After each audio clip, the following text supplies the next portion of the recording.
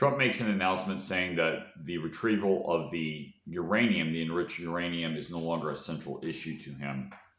And he says that, what did he say? He says it's no longer a central issue, and reasons to retrieve Iran's nuclear dust is effectively entombed. In other words, it's not an issue anymore. So this is what seems to be happening is that obviously Trump wants to look strong. He wants to for his base, and he doesn't want to. He wants to appear strong for the negotiations so that he gets some kind of deal that he could put his name on it that makes him look good historically for his base, so that the news media and everything else, whatever. Not to mention you have Israel as well. Netanyahu really wants this war to expand the Israeli influence in the region, and they have to knock off Iran as a major power. And then there's even talk of trying to knock off Turkey as a major power. Of course, this is not going to happen. But the fact that Trump would walk that back tells me that you're looking at the reality of the situation. You can't really positively change, the region in a way that he would want to. In other words, you're not going to affect the battle space without having a massive draft, without putting a lot more resources there.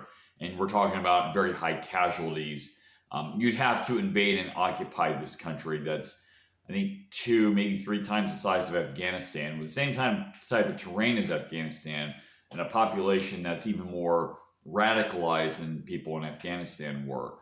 And the United States is not equipped to do that, at least not currently. And even if we were to have that kind of buildup, it's not politically popular. This is a country that's on the other side of the world. It doesn't affect the United States directly. And if people were to look at it more closely, people would conclude that effectively this was started by Israel and the United States. Of course, I'm not saying that the Iranian regime is perfect by any stretch. There are certainly a lot of grievances against that regime. So it looks like Trump's strategy, at least is what he's doing, is he's walking these statements back. And I guess they're hoping that this falls into the memory hole, that Americans just sort of forget all about this and move on. The essence of the problem here is that we have foreign governments that are deciding our foreign policies, particularly Israel. This is something that the neoconservative Zionist group really wanted. They've been talking for decades about going to war with Iran, try to quote-unquote knock Iran off. How they would expect to do that with just air power is ludicrous. But,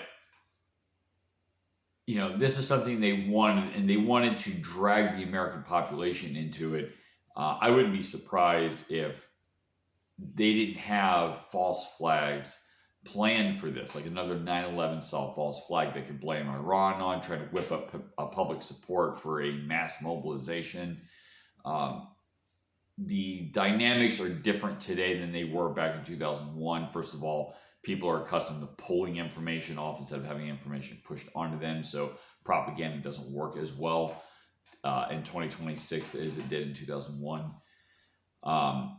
And people are just sort of sick and tired of going to war all the time, especially after Iraq and Afghanistan. People look at the results of that, and nothing really changed after trillions of dollars spent and, people getting killed. So the American people are not going to support such an adventure. Even if you set off a nuclear weapon, say that Iran did it, a lot of people would immediately suspect a false flag. So right now, politically, people are more concerned with things like the Epstein files.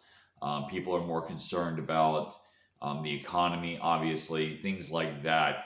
And that just politically, people have sort of turned against the establishment more and more.